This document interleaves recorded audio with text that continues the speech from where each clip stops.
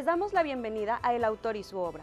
Hoy nos acompaña Felicitas Korn, quien con su experiencia nos permite conocer en esta charla realizada con José Nieto la psicología infantil ante diversas situaciones. Acompáñenos. Muchas gracias por venir al programa de nuevo. Muchas gracias a ti por interesarte tanto en la psicología. Muchísimas gracias en nombre de todos mis colegas. Gracias.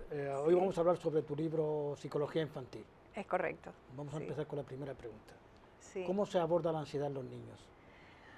Fíjate, en los niños, al igual que en los adultos, nosotros necesitamos, cuando digo nosotros, en la especialidad en la que me encuentro yo, que se llama psicoterapia conductual y cognitiva, nosotros hacemos una evaluación, primero una entrevista con el niño, puede ser jugando o escuchando también la opinión de los padres, pero luego utilizamos lo que se llama,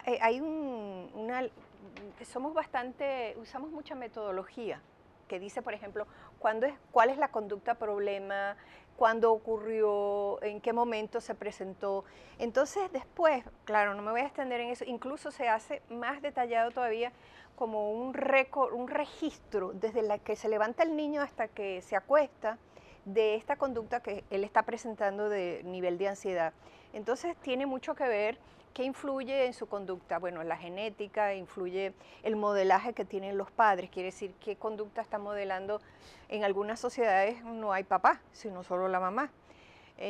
¿Cuál es la conducta que puedes ver de la maestra? Entonces vas viendo de una manera horizontal en todas las áreas, en el área social, en el área familiar, en el área escolar, y qué es lo que puede haber contribuido un evento externo para llevar el nivel de ansiedad o un evento interno que está sucediendo con el niño.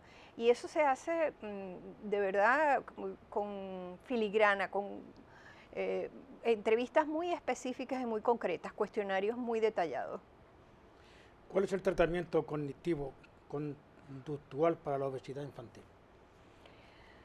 Mira, el fenómeno de la obesidad, estamos en Estados Unidos y sabemos que para el 2050 una gran cantidad hay cifras que están muy preocupados porque la obesidad se está extendiendo de una manera de epidemia que nosotros pensamos que ¿verdad? Ya es un problema de salud pública importante, tan es así que tú ves que hay programas. Hay uno que se llama Fed Up, por ejemplo, un documental que puedes ver cuál es que el azúcar, por ejemplo, cuánta azúcar hay en todos los alimentos que se están distribuyendo y se están haciendo modificaciones en relación a eso. Pero una cosa muy interesante, porque te estoy hablando de resultados muy recientes, es que el trauma engorda, figúrate tú.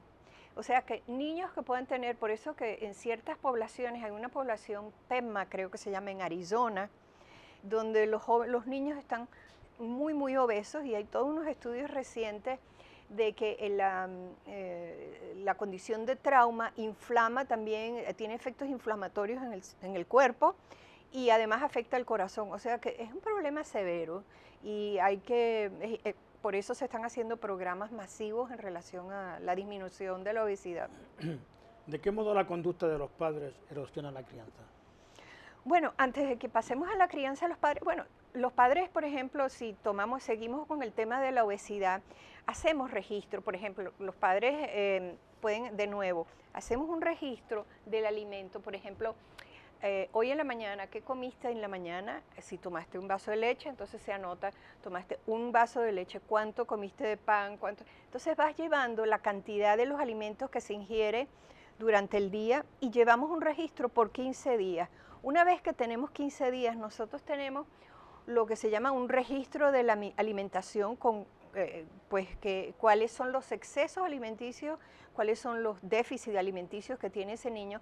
Y lo interesante es que en mi libro, eso de verdad ha sido sumamente útil porque la sección de obesidad infantil, página 137, algo así, se aplica muchísimo a los adultos también. Es así que cuando yo veo mis pacientes venezolanos, porque yo soy psicóloga clínica venezolana, muchas veces cuando trabajamos con la obesidad utilizamos los detalles porque para reducir de peso tiene mucho que ver qué haces con el tenedor y el cuchillo, cuánto es la cantidad que ingieres, digamos, si cortas pedazos grandes, si cortas pedazos pequeños, y cómo haces en el transcurso de tu conducta alimentaria para desarrollar un autocontrol con el alimento. Es muy, muy importante. Hay digamos, es un tratamiento complejo, pero a la vez puede ser lo que llamamos un cambio de alimentación. No necesariamente no comas, ponte a dieta, no, sino que es un cambio en la alimentación y cómo vas a ingerir el alimento de manera que no te tornes obeso, pues. Entonces, la crianza va relacionada en eso y pues otras cosas también, con los estudios, pero no vamos a entrar en eso. ¿En qué consiste el programa Triple P, Programa Positivo para Padres? Fíjate, qué bueno que me preguntas eso, porque cosa muy interesante es que en Australia, el gobierno de Australia le ha dado muchísima importancia a la especialidad de psicoterapia conductual y cognitiva. Tan es así que no solo la Universidad de Queen's Mary, sino otras tienen, digamos, está incorporada al programa político y, vamos a decir, gubernamental. En Inglaterra también, por cierto, pero este programa de Triple P se lo recomiendo a los padres, porque muchas veces los padres dicen, yo no sé qué hacer con mi hijo. ¿Cómo que hago con mi hijo? Bueno, ¿cómo que hacer? Hay información, allí afuera está la información en las, digamos, en la Triple P quiere decir Programa Positivo de Padres. No creo que está en español, pero hoy en día nosotros hasta puedes pedir traducción, no sé, pero el hecho es que es muy detallado y ayuda muchísimo a padres para tener, digamos, una guía agradable, amistosa, una guía agradable para enfrentar las situaciones con los niños, ¿no? ¿Qué me puedes decir sobre los jóvenes con conductas antisociales? Bueno, me voy a referir directamente a mi país, las conductas sociales, mi país que es Venezuela.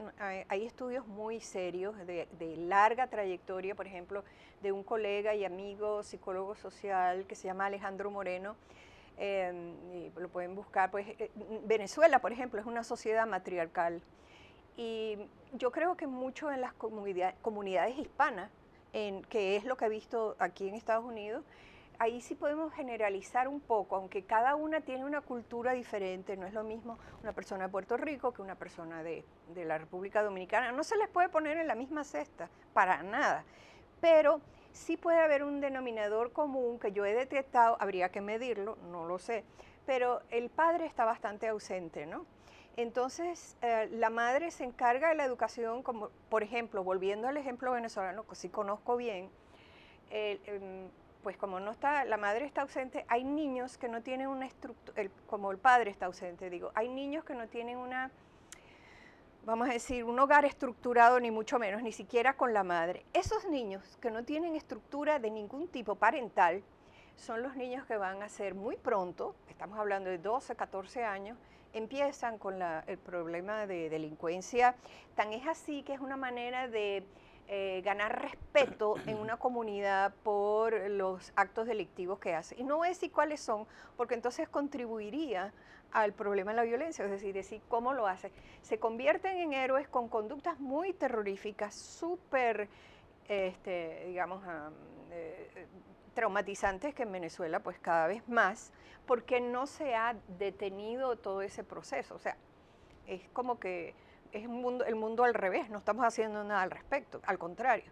Entonces, verdad que se requieren, por eso es tan importante un programa de televisión, como te lo dije anteriormente, la otra ocasión que me entrevistaste, una golondrina no hace verano, pero sin duda alguna, ustedes no saben, aquí en el canal y en los canales que le prestan atención a la psicología, el arma tan poderosa que tiene, y ni siquiera quiero usar la palabra arma, digamos, el potencial tan, digamos, que permite de una manera masiva modificar comportamientos. De hecho, hay un colega que pasa la historia y que todavía vive, que se llama Alberto Bandura, que es pionero, asesora para hacer telenovelas y lograr un cambio social. Me refiero a Bandura, Albert Bandura, que por ejemplo ha hecho telenovelas, ha asesorado telenovelas, empezó con México y posteriormente en Tanzania, en China y en toda América Latina, en varios países como Perú, Bolivia, Ecuador, tienen programas de radio que te permiten hacer un cambio social. Si empezamos a hacer esto, yo creo que sí podemos lograr en la sociedad algunos cambios y revertir un poco ese mundo tan al revés que tenemos, ¿no? ¿Cómo aprenden los niños? Por imitación en una buena parte, por eso es tan peligroso, y yo creo que te lo mencioné y sigo insistiendo, en el programa anterior te decía que cuando se glorifica un acto de violencia con un joven que sale en primera plana a todo color, estamos contribuyendo a la violencia, ¿no? Entonces, es una manera de aprender. Otra manera también es por descripción de sus conductas adecuadas. Por ejemplo, yo puedo describir en este momento, decir, me estás prestando atención, que bien estás leyendo las notas. O sea, yo estoy describiendo fenomenológicamente la conducta apropiada. Pero si de repente haces una conducta que no es apropiada y yo le presto atención, yo estaría reforzando la conducta inadecuada. Entonces uno, es como tomar la cámara que tienes aquí, las cámaras, y solo filmar. De hecho hay estudios muy interesantes sobre eso, que no da tanto, pero filmar solo las conductas positivas. Entonces vas filmando, y esa es una manera de enseñarle a niños, por ejemplo, que tienen problemas de desarrollo, cómo a lograr cambios de conducta en niños de problemas más severos. Eso es una de las estrategias que usamos.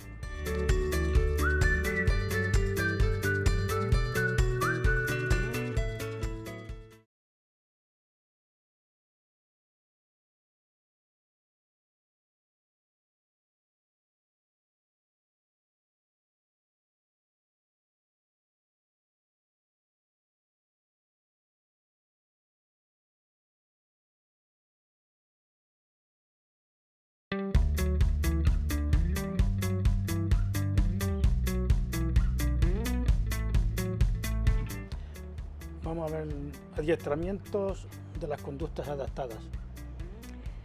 Bueno, de nuevo, nosotros, cuando digo nosotros me refiero a la psicoterapia conductual y cognitiva. Nosotros consideramos que, contrario a las etiquetas que se usan tradicionalmente en la psiquiatría, en la psicología clínica, tú sabes que le ponen etiquetas que no voy a mencionar ahora, pero tiene tal trastorno y tal trastorno. Nosotros preferimos trabajar con excesos y déficits. Entonces, conductas adaptadas serían las conductas, si ves a lo largo el continuum de la vida de un niño, cómo es su adaptación en el colegio, cómo es su adaptación con los padres, cómo es su adaptación con los amiguitos, cómo es su adaptación, si hay pues interés espiritual o su adaptación religiosa. Entonces lo medimos de esa manera horizontal, y donde vemos déficit nos concentramos. Donde hay más déficit, por ahí es donde empezamos. Más excesos y déficit. Y después lo evaluamos, contamos las conductas. ¿Qué me puede hablar de los hábitos alimentarios? Bueno, venía diciéndote antes, tiene que ver totalmente con lo que estamos hablando de obesidad. Definitivamente tiene mucho que ver también con los medios, pero he visto por lo menos que aquí en lo que concierne a Estados Unidos, hay campañas bien interesantes, como que tomes conciencia de que el azúcar te genera a mediano, largo, corto plazo, te puede generar la diabetes, también las enfermedades cardiovasculares. O sea que es un problema severo y hay que tomar conciencia, que yo he notado que sí hay bastante conciencia, ¿no? Ha funcionado las campañas que hace para tomar en cuenta que ingiere uno, ¿no? Efecto de la televisión en los niños. ¿Qué te puedo decir? Fíjate que la televisión, el aprendizaje se da un 80% por imitación. Si tú tienes, por ejemplo, países como en Canadá, que tú no vas a conseguir programas de violencia, búscalos para que tú veas. Tú vas a Canadá y entonces, ¿cuál es el índice de violencia en un año? No tengo las cifras recientes, pero la última vez que vi, que era aproximadamente 2011, 30 homicidios en un año, una cosa así. En los países donde tienes los enlatados, donde pasa todo, y yo no creo que esa es la única, obviamente, el problema de la violencia es totalmente una pandemia. A pesar de que hay un colega que dice que ha disminuido la violencia, la Organización Mundial de la Salud, eso sí es una cifra reciente, que es un congreso en México en el 2013, aproximadamente 1.5 millones en el mundo de actos de violencia. El 58% tienen que ver con suicidios, el 38% con homicidios y el 6% con violencia colectiva, se refiere pues las guerras. Entonces, en mi opinión, y yo he estudiado bastante este tema, y yo no creo que la violencia está en declive, aunque se han hecho trabajos bien interesantes y se han hecho esfuerzos, pero ahí están, no creo que ese es el caso todavía. Ojalá. Un serio problema, antagonismo entre hermanos. Sí, mira, sí, la ventaja de enfrentar situaciones con niños es que los niños pueden presentar conductas que son fuera de la norma, pero son reversibles relativamente pronto. Entonces, si tú empiezas a detectar desde tierna edad que los hermanos se están llevando mal, hay estrategias muy sencillas para, por ejemplo, para estimularlos a que si ellos están peleando, pues pueden pelear pero con reglas, como se pelea pues en las reglas del boxeo o en las reglas. Dice, bueno, si quieres tener una pelea física, vamos a poner orden en esto, por ejemplo. Y entonces es como, digamos, regular la emoción de la rabia que hay en los hermanos. Y entonces, si lo vas monitoreando, es posible lograr acercamiento entre ellos, pero en forma relativamente rápida. Yo no creo que sea tan severo. Claro, cuando ves adultos, como pasa en mi país, que ya cada uno tiene una posición política muy radical, uno con otro, entonces es Caín y Abel, es guerra a muerte, de verdad hay mucha rabia. Tratamiento de las conductas desadaptadas. Bueno, es que cuando yo lo menciono en el libro, abordo algunas de las conductas desadaptadas, pero desadaptada es lo que dentro de la norma no es adecuado. Por ejemplo, un niño que tiene problema de control de esfínteres en el colegio, o un niño que tiene dificultades en el hábito de estudio. Entonces, claro, va a generar o indisciplina en el salón o indisciplina en el hogar. Empiezas a revisar las conductas desadaptadas y tallas un programa de acuerdo al niño y de acuerdo a las circunstancias. Y por eso los padres, cuando nosotros trabajamos de nuevo en psicoterapia conductual, cuando trabajamos con niños, aunque hay algunos profesionales que trabajan con la mamá y el niño al mismo tiempo, pero es muy frecuente también decirle a la mamá, deja al niño en casa y ve tú, porque es con la mamá que vamos a trabajar para explicarle cuáles son las formas de regular las emociones o cómo ayudar al niño a hacer un cambio de pensamiento. Es importante, hacer psicoterapia conductual requiere disciplina y disposición a aprender a cambiar lo que tú quieres cambiar en el entorno. Y entonces no viene por interpretación o porque me provocó, ¿no?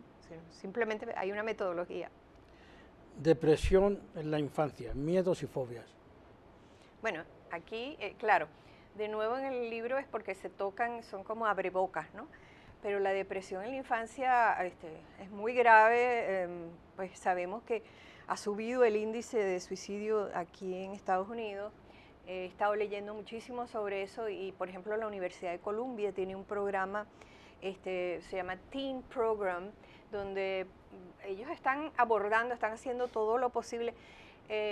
Los suicidios acá en Estados Unidos, cuando hay intentos, también tiene mucho que ver con la inmigración, con la falta de autoestima que tiene el niño, por la relación que hay en el hogar, por la dificultad de acoso escolar, o muchas veces ocurre que el niño deja de asistir al colegio, porque estoy hablando de la joven o la puber, pues, o el puber, aunque generalmente son los muchachos que tienen más éxito en un suicidio que las muchachas, pero bueno, no vamos a entrar en las cifras estadísticas ahorita, pero hay un programa aquí en Estados Unidos, cerca de donde nosotros estamos, en Brooklyn y en Bronx, que se llama Life is Precious, la vida es preciosa, pero necesitan mucha ayuda. Y yo les dije, bueno, cuando esté en el programa, de verdad, estamos hablando de fondos. Estas cosas requieren para hacer los talleres, para todo lo que significa. Tampoco es que necesitas muchísimo dinero, pero necesitas una infraestructura, ¿no?, para poder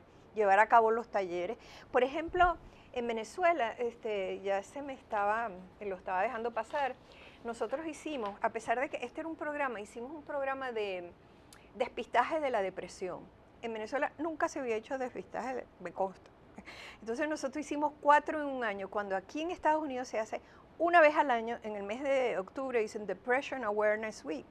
Entonces nosotros usamos cuando digo nosotros me refiero a la Asociación para el Avance de las Ciencias del Comportamiento, que teníamos unos fondos de una asociación que está aquí que se llama Freedom from Fear. Entonces dijeron, bueno, ¿por qué no hace un Depression Awareness Week? Entonces, bueno, yo hice Depression Awareness Day y lo hicimos en distintos estratos sociales, desde hacerlo en un parque, como decir aquí Union Square, hasta hacerlo en una clínica, en una maternidad, y lo hicimos también cerca del hospital, o sea, en distintos estratos sociales, y este programa incluía el tema del suicidio. Y se me quedó engavetado, José. Tengo yo no sé cuántas, vamos a decir, brochures de qué hacer en una crisis de suicidio, qué es el suicidio, enfoque de inmediato a la solución de problemas, genere esperanza. O sea, es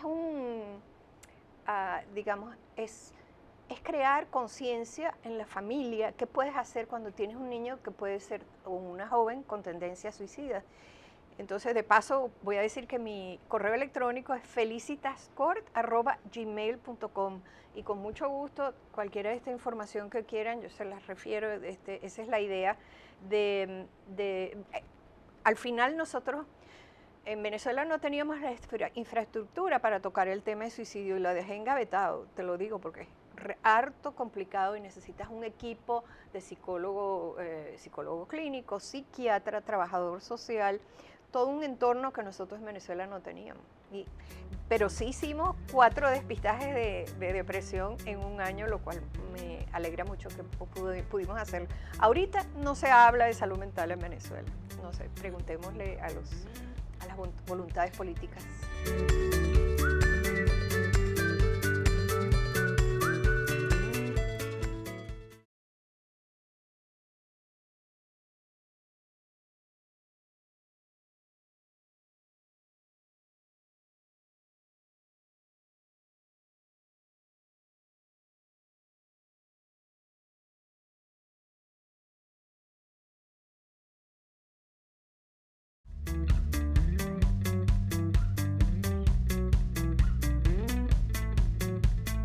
Conducta agresiva y desobediencia. Desobediencia, mira, ya de la conducta agresiva hablamos en el programa anterior bastante, y te mencioné que teníamos un programa que se llama Una Tregua para los Venezolanos.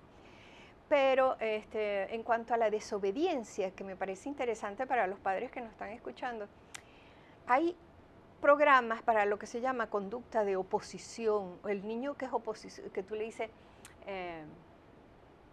vamos a decir, recoge tu cuaderno. No, no lo recojo. Vete a bañar. No, no me voy a bañar. Entonces, hay maneras, hay especialistas que trabajan, hay uno en particular que se llama Rex Forehand, que tiene programas interesantísimos para lo que se llama conducta oposicionista. Y eso requiere, bueno, de nuevo, en este medio lo que estoy haciendo es soltando la información, el que quiera, pues, que la amplifique, ciertamente la amplíe y busque ayuda, pero sí es posible educar a un niño, por ejemplo, para revertir esa conducta oposicionista.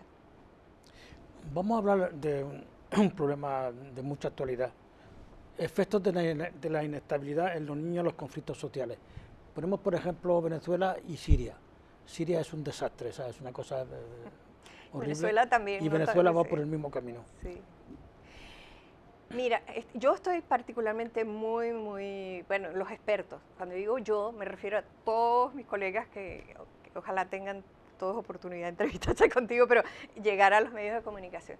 Me estoy riendo por no llorar, porque la verdad es que es muy ansiolítico lo que está ocurriendo. Estos niños están viendo situaciones de trauma a diario. Los padres están muy pendientes o la mamá, como digo de nuevo, está, digamos, encima de una información muy terrorífica que genera trauma. Y uno aprende, uno se traumatiza por oír, por ver. Entonces, ¿qué es lo que estamos buscando con los niños que tienen o los jóvenes con trauma? Primero, facilitar el bonding, lo que se llama la conexión, de alguna manera decirle a estos padres, es importante interrumpir tu interés por lo que está pasando, que es muy grave, pero tienes que hacer como unos pequeños oasis donde el niño pueda ver que hay algo, entre comillas, normal, regular las emociones, porque hay muchísima exaltación y eso afecta el sistema inmunológico. Entonces, ¿qué vamos a tener? Pues una sociedad, primero que yo diría que ha aumentado mucho la gordura en mi país, porque claro, no puedes salir de la calle, estás en un toque de queda, no puedes hacer ejercicio, y la misma vivencia de trauma, el trauma engorda. Entonces, te puedes imaginar que es muy, yo diría, es grave, y ojalá que esta información le llegue a mis colegas y se hagan. Es posible, por ejemplo, hacer en las calles algo que nosotros hicimos como una pequeña muestra. En mi página web se ve teatro de calle.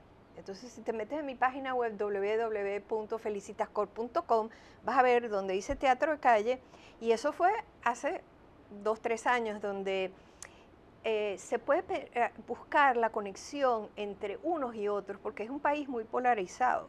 Entonces, nosotros pudiéramos generar acercamiento entre todos, queremos lo mismo. Entonces, esta división tan furibunda necesita ceder, necesita haber reconciliación, perdón, conexión y sobre todo serenidad, calma, buscar espacios de calma, de enseñar a los jóvenes y a los adultos también a como que respirar, tomarlo con más serenidad y saber que el otro que está allí quiere lo mismo que tú. Entonces, si te concentras en las diferencias, ciertamente nos vamos a apartar más. Pero si te concentras en lo que acerca, todo el mundo tiene problemas de vivienda, problemas de alimentarios, de que no se consiguen estoy hablando de Venezuela, por ejemplo.